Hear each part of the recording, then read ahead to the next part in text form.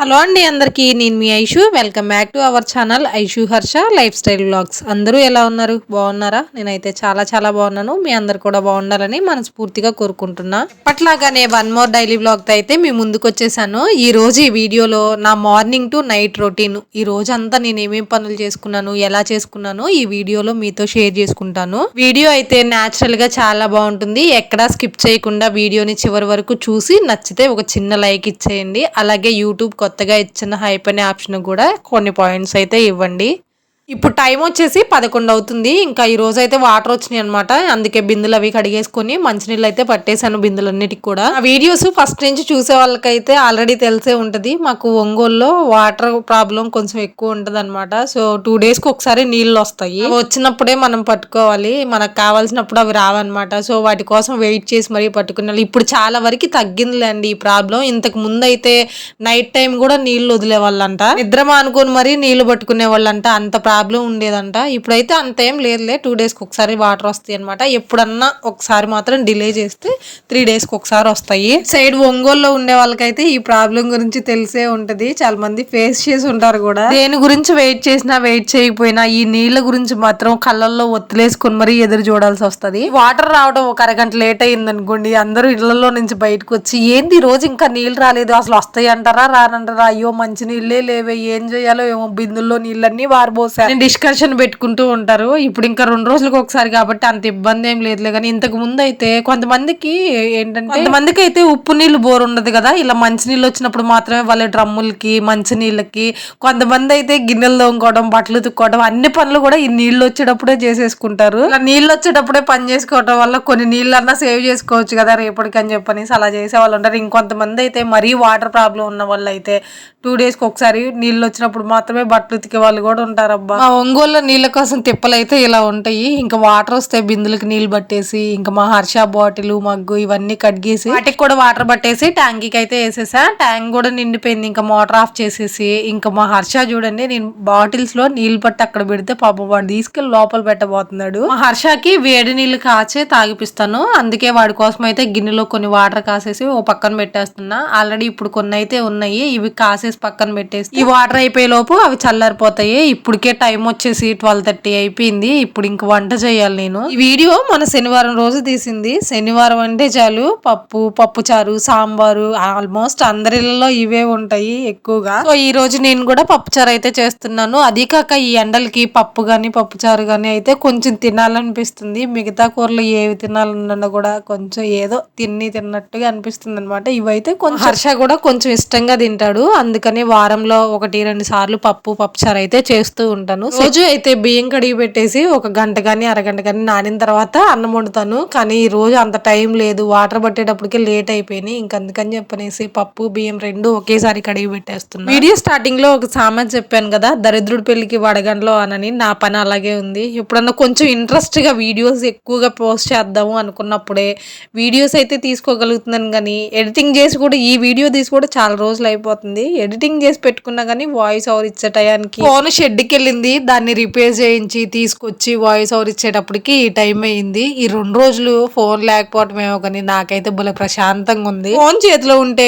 ఏదో ఒక వీడియోలు తీసుకోవడమో, ఎడిటింగ్ చేసుకోవడమో, లేకపోతే యూట్యూబ్ లో వీడియోస్ చూడటమో, ఇన్స్టానో ఏదో ఒకటి ఇలా చూస్తానే ఉంటాం 24 గంటలు. బియ్యం కడిగి ఎసురు పోసేటప్పుడు గ్లాస్ కొలతలతో కాకుండా ఇలా వేళ్లతోటి కొలత చూసి ఎసురు పోసి పెట్టే అలవాటు ఎంతమందికి ఉంది మీలో? కమెంట్ సెక్షన్ లో కమెంట్స్ చేయండి. బిర్యానీ కానీ, వెజిటేబుల్ రైస్ కానీ, పులావ్ కానీ, లేకపోతే టమోటా రైస్ కానీ ఇలాంటివి ఏదైనా స్పెషల్ చేసినప్పుడు మాత్రమే గ్లాస్ తోటి నేను కొలత చూసుకొని ఎసురు పోస్తాను. లేకపోతే ఇలాగే వేలతో చూసేసి బియ్యం పప్పు కడిగేసి 2 పొయ్యిల మీద 2 పెట్టేసి ఇక్కడ వాటర్ పట్టిన దగ్గర ఇదంతా వాటర్ పడి తడిగా ఉంటే ఒకసారి మొత్తం తుడిచేసుకుంటున్నా. గిన్నెలన్నీ కూడా ఉదయం తోమి పెట్టేసా. నేను హాయ్ చెప్పురా అంటే వాడు హాయితో పాటు బాయ్ కూడా చెప్తున్నాడు. అట్లా ఉంటది మరి మా హర్ష తోటి. వాడితోటి కొంచెం సేపు ముచ్చట్లు పెట్టుకుని వచ్చేలోపు ఇక్కడ అన్నం పొంగి వచ్చేసింది, పప్పు కూడా విజిల్ వచ్చేసింది. ఈ లోపు అయితే పప్పు చారుకు కావాల్సిన టమోటాలు, ఆనియన్, పచ్చిమిర్చి అన్ని అయితే కట్ కట్ చేసుకుంటున్నా. పప్పుచారుని నేను ఇలానే కాదు ఒక 2-3 రకాలుగా చేస్తాను అనమాట. ఒక్కోసారి ఏమో పప్పులో టమోటాలు, పచ్చిమిర్చి, ఆనియన్ అన్నీ వేసేసి పప్పు ఉడకబెట్టేసి 4-5 విజిల్స్ పెట్టుకుంటే పప్పు బాగా మెత్తగా ఉడికిపోయిద్ది. అప్పుడు ఆ పప్పు మెదిపేసుకొని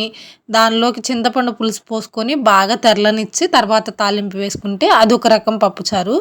ఇప్పుడు నేను చేసేది ఏంటంటే ఉట్టి ముద్దపప్పు వండేసి పక్కకు తీసి టమోటాలు, పచ్చిమిర్చి, ఆనియన్ అన్నీ వేసుకొని దీనిలోని ములక్కాయ, క్యారెట్, ముల్లంగి, సొరకాయ అన్ని ముక్కలు వేసుకొని మనం ఈ పప్పు మెదిపేసుకొని చింతపండు పులుసు పోసుకొని చేసుకుంటే అది సాంబారు. రెండూ కాకుండా ఈరోజు సింపుల్గా ఉట్టి టమోటాలు, ఆనియన్, పచ్చిమిర్చి అన్నీ వేసి అయితే సింపుల్గా పప్పుచారు అయితే చేస్తున్నా. దీనికోసం అయితే ఫస్ట్ పప్పు మెదిపేసుకొని ఒక గిన్నెలోకి తీసుకొని పక్కన పెట్టుకుంటా. ఈ పప్పులోనే మా హర్ష కోసం కొంచెం ముద్దపప్పు తీసి పక్కన పెట్టి మిగిలిన పప్పుతో అయితే పప్పుచారు చేస్తాను. కుక్కర్ పెట్టుకొని అందులో ఆయిల్ వేసుకొని తాలింపు దినుసులు ఏం వేయను. ఉట్టి ఆనియన్, పచ్చిమిర్చి, కరివేపాకు, మనం కట్ చేసుకున్న టమోటాలు వేసుకొని కొంచెం మగ్గిన తర్వాత ఇందులోకి పసుపు, మన టేస్ట్ తగ్గట్టుగా ఉప్పు, కారం కూడా వేసుకొని ఇంకొంచెం మగ్గనివ్వాలి. దీనికోసం నిమ్మకాయ సైజ్ అంత చింతపండు తీసుకొని ఒక 2-3 సార్లు నీట్ గా కడిగేసుకున్న తర్వాత వేడి నీళ్ళు పోసుకొని కొంచెం సేపు అయితే నానబెట్టాను. టమోటా ముక్కలు మగ్గిన తర్వాత ఇందులోకి చింతపండు పులుసు, మనం ముందుగా మెదిపి పక్కన పెట్టుకున్న పప్పు అన్నీ వేసుకొని మన చిక్కదనానికి తగ్గట్టుగా ఇందులో వాటర్ అయితే యాడ్ చేసుకోవాలి.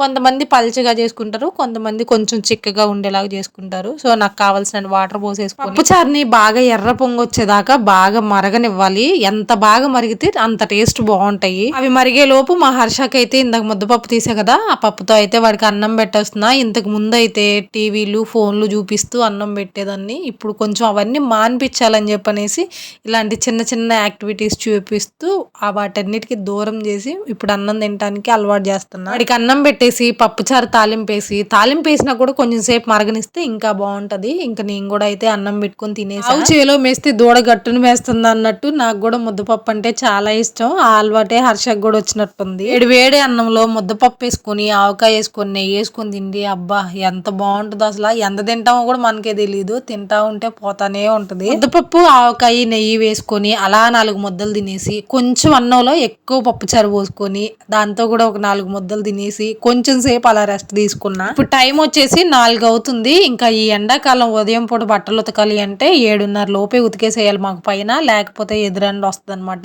ఆ ఎండలో నేను బట్టలు కిందకి వెళ్ళానంటే నీరసం వస్తుంది. ఎండాకాలం అన్ని రోజులు కూడా ఉదయం పూట కంటే ఇలా సాయంత్రం పూటే ఎక్కువ బట్టలు ఉతుకుతూ ఉంటాను. బట్టలు నానబెట్టేసి వచ్చిన తర్వాత ఈ లోపు అవి నానే లోపు ఇక్కడ ఇండ్లు చిమ్మేసుకోవడం, గిన్నెలు ఏమైనా ఉంటే తోముకోవడం, లేదా కడిగిన గిన్నెలు ఏమైనా ఉంటే సర్దుకోవడం, లేదా ఇంకేమైనా బట్టలు మడతేయాల్సినవి ఉంటే చేసుకోవడం, ఇలాంటి పనులన్నీ చేసేసుకుంటాను. ఈ లోపు బట్టలు కూడా నానిపోతాయి. బట్టలు ఒక్కటే కాదులేండి, ఈ ఎండాకాలం ఏం పని చేయకపోయినా చెమటలకే సగం నీరసం వచ్చేస్తుంది. అందుకే ఉదయం పూట కంటే ఎక్కువ సాయంత్రం పూటే పని చేసుకోవడానికి టైం కేటాయించుకుంటున్నా. ఇల్లు ఓడవటం అయిపోయిన తర్వాత ఉదయం కడిగిన గిన్నెలు అయితే కొన్ని ఉన్నాయి. ఇంకా వాటన్నిటిని అయితే సర్దుకుంటున్నా. లోపలికి తీసుకెళ్లే ముందే ఇక్కడ కొన్ని అయితే ఒక దానిలో ఒకటి వేసి పెట్టేసుకుని లోపలికి తీసుకెళ్లి సర్దుకుంటా. హర్షని చేయమన్న పని చేయడు, వద్దన్న పనే చేస్తాడు. వాడనే కాదులేండి, పిల్లలందరూ ఇంతే అనుకో. ఈ సర్దుకుంటారా నువ్వు సర్దొద్దురా అంటే ఆహా లేదు నేను కూడా సర్దాల్సిందే అని చెప్పనేసి అన్ని తీసి అందిస్తున్నాడు. నిజంగా చేసే వయసు వస్తే చేస్తాడో మరి ఎటన్నా వెళ్తాడో గానీ ఇప్పుడు మాత్రం వద్దన్నా కూడా భలే హెల్ప్ చేస్తాడు. పాపం వాడు వయసుకు తగ్గట్టుగా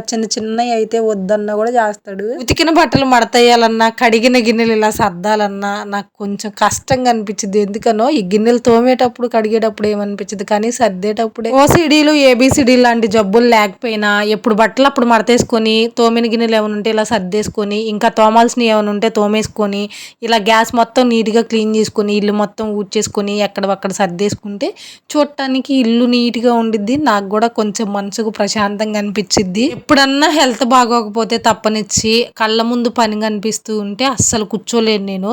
ఏముందిలే తర్వాత చేసుకుందాంలే అని కాసేపు ప్రశాంతంగా పడుకున్నా కూడా నా మైండ్ అంతా కూడా గిన్నెలు ఉన్నాయి తోము, బట్టలు ఉన్నాయి ఉతుకు, ఇంక ఇదే మైండ్ లో రన్ అవుతా ఉంటది. ఇంకా ప్రశాంతంగా నిద్ర ఎక్కడ పట్టిద్ది. ఆడవాళ్ళు ఇంట్లో ఉండి ఏం చేస్తున్నారు అని అడుగుతారు కానీ ఇంట్లో ఉన్న వాళ్ళకి ఎన్ని పనులు. బయట ఆఫీస్ లో జాబ్ చేసే వాళ్ళకి ఒకటే పని ఉంటది, అదే ఇంట్లో ఆడవాళ్ళకైతే ఎన్ని పనులు అసలు చెప్పలేము.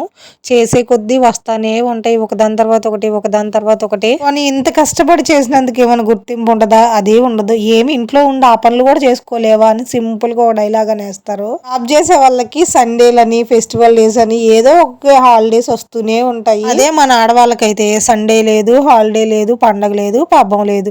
365 రోజులు భూచక్రం తిరిగినట్టు పనులు చేసిన వాళ్ళని చేసినట్టే ఉంటాం. నార్మల్ డేస్లోనే నయ్యం ఏదో ఒకటి చేసుకొని ఇంట్లో పనులు ఎలాగోలా చేసేసుకుంటాం. అలా కాకుండా పండగలు కానీ పబ్బాలు కానీ సండేలు కానీ వచ్చినాయా ఇంకా ఆ రోజు మిగిలిన రోజుల కంటే ఆ రోజుల్లోనే ఇంకా ఎక్కువ పని ఉంటుంది. కాసేపు అన్న రెస్ట్ తీసుకుందాంలే వాళ్ళతో పాటు మనం అనుకుంటామా, అబ్బా అది అవ్వదమ్మా. ఈ డైలాగే గుర్తొస్తుంది నాకైతే. ఇంకా ఇంట్లో పని అంతా అయిపోయిన తర్వాత బట్టలు ఉతకడానికి అయితే పైకి వచ్చేసాను. నాతో పాటు మా హర్ష తోకలాగా నేను ఎక్కడ ఉంటే అక్కడే ఉంటాడు. ఉదయం పూట బట్టలు ఉతకాలి అనుకోండి, వాడు కూడా నాతో పాటు వస్తాడు. ఆ ఎండలో వాడిని తీసుకొచ్చి బట్టలు ఉతికేది ఎందుకులే అని ఈ టైంలోనే ఉతికేసుకుంటాను. ఈ టైంలో అనుకోండి నా పని నేను చేసుకుంటే వాడు ఆడుకుంటూ ఉంటాడు, ఒక పక్కాన్ని గమనించుకుంటూ నా పని నేను చేసుకుంటా ఉంటా. ఈవినింగ్ టైం అయితే చల్లగా ఉంటది, పైన గాలి కూడా బాగా వస్తుంది అనమాట. ఇంకా ఎన్ని బట్టలు ఉన్నా ఎంత పని చేయాలన్నా కష్టం అనిపించదు. అందుకే ఎక్కువ ఈవినింగ్ టైంలోనే ఉతికేస్తా ఉంటా. నాకు ఇలా ఓపెన్ ప్లేస్ లో పని చేయడం భలే ఇష్టం అబ్బా. బట్టలు కానీ గిన్నెలు కానీ ఏవైనా సరే ఇట్లా కొంచెం ఎక్కువ ఖాళీ ప్లేస్ ఉండి పని చేసుకోవాలంటే ఎక్కువ ఇష్టం ఉంటది. ఆల్మోస్ట్ ఏ రోజు బట్టలు ఆ రోజు ఉతికేస్తాను. ఎప్పుడన్నా కొంచెం బద్ధకంగా అనిపిస్తే మాత్రం రోజు మార్చి రోజు అయితే ఉతికేస్తా. పెళ్లి కాక ముందు ఒక్క పని చేసేదాన్ని కాదు, ఇప్పుడు రాని పనులు కూడా నేర్చుకుని మరీ చేస్తున్నా. వీడియోస్ డే బై డే ఒక వీడియో అన్న అప్లోడ్ చేద్దాం, వీక్లీ 3 వీడియోస్ అన్న పోస్ట్ చేద్దాం అనుకుంటాను. కానీ వీడియో తీయడానికి ఒక్కోసారి ఇంట్రెస్ట్ ఉండట్లా. ఈ ఎండలకి పనులు చేసుకోవడమే కొంచెం కష్టం అనుకుంటే ఈ పనులు చేసుకుంటూ వీడియో తీయడం అంటే ఇంకా కొంచెం కష్టం. పక్క పని చేసుకుంటూ ఈ కెమెరా సెట్ చేసుకుంటూ మధ్య మధ్యలో యాంగిల్స్ మార్చుకుంటూ తీసుకోవడం చాలా కష్టంగానే అనిపిస్తుంది. కానీ ఇంత కష్టపడి వీడియో తీసి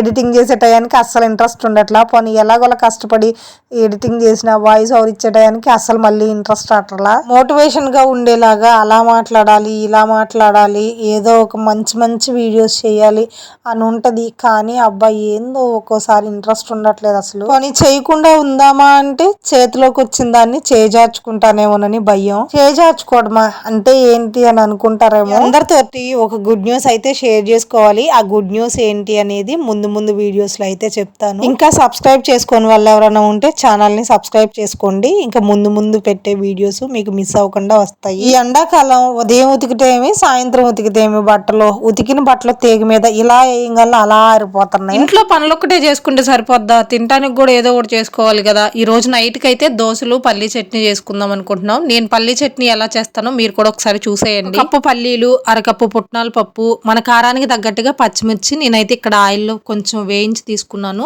ఇందులోనే ఒక రెమ్మ చింతపండు, చిటికెడంత జీలకర్ర, 1-2 వెల్లుల్లిపాయలు వేసుకొని మన టేస్ట్ తగ్గట్టుగా ఉప్పు కూడా వేసుకుని లాస్ట్ లో కొంచెం కరివేపాకు వేసుకుని వీటన్నిటిని మిక్సీ పట్టుకోవడమే. ఈ పల్లీ చట్నీకి తాలింపు అయితే పెట్టుకుంటున్నా. కొంచెం ఆయిల్ వేసుకుని, ఆల్రెడీ పచ్చిమిర్చి మనం ఆయిల్లో ఫ్రై చేసాం కాబట్టి ఎక్కువ ఆయిల్ అవసరం లేదు. కొంచెం ఆయిల్ వేసుకొని పోపు దినుసులు, ఎండుమిర్చి, కరివేపాకు అన్ని వేసుకుని బాగా ఫ్రై చేసుకుని ఈ చట్నీలో వేసుకోవడమే. ఇలా మిక్సీ పట్టిన చట్నీని డైరెక్ట్ గా అయినా వేసుకొని తినొచ్చు, కానీ తాలింపు పెట్టుకుంటే టేస్ట్ ఇంకొంచెం బాగుంటుంది. మిక్సీ పట్టుకున్న చట్నీ అంతా ఒక గిన్నెలోకి వేసుకొని, ఒకవేళ గట్టిగా అనిపిస్తే కొంచెం వాటర్ కలుపుకోవచ్చు. తర్వాత మనం రెడీ చేసుకున్న పోపు కూడా ఇందులో వేసుకొని కలిపేసుకోవడమే. నేను చూపించిన విధంగా నెక్స్ట్ టైం మీరు కూడా ఒకసారి పల్లీ చట్నీని ట్రై చేయండి, చాలా బాగుంటది. మనం చేసే దోశలు ఇడ్లీలే కాదు, దీంతో పాటు తినే చట్నీ కూడా రుచిగా ఉంటేనే తృప్తిగా మంచిగా తిన్నామనే సాటిస్ఫాక్షన్ ఉంటుంది. కొంతమంది చట్నీ లవర్స్ ఉంటారు, దోశలు ఇడ్లీల కంటే ముందు చట్నీ ఎక్కువ తినేస్తారు, ఒక చిన్న ముక్కలోకి సగం చట్నీ అయిపోద్ది. ఇలాంటి వాళ్ళకైతే కంపల్సరీ చట్నీ బాగుండాల్సిందే. నేను పోసే దోశలు కూడా పల్చగా క్రిస్పీగా పేపర్ దోశ లాగా ఉంటేనే ఇష్టం నాకు. నేను దోశ పిండి ఎలా రెడీ చేసుకుంటాను అనేది నెక్స్ట్ ఇంకెప్పుడైనా ఇంకో వీడియోలో షేర్ చేసుకుంటాను. నాకు దోశని ఇలా పల్చగా వేసుకొని రెండో వైపుకి తిప్పి కాల్చకుండా ఒకవైపే కొంచెం ఎర్రగా వచ్చేదాకా ఉంచేసి ఇలా తీసుకుంటా. పల్చగా క్రిస్పీగా సేమ్ హోటల్లో దోశలానే ఉంటది. అసలు ఎన్ని దోశలు తింటామో కూడా మనకే తెలియదు. పలచగా ఉంటాయి కాబట్టి ఒక 3-4 దోశలు తింటే గానీ కడుపు నిండదు అనమాట. నేను దోశలు నాన్ స్టిక్ పెనం మీద కాకుండా ఇనుప పెనం మీద వేస్తాను. దీని మీదే చపాతీలు కలుస్తాను, దీని మీదే దోశలు వేస్తాను, అయినా కూడా చాలా బాగా వస్తది.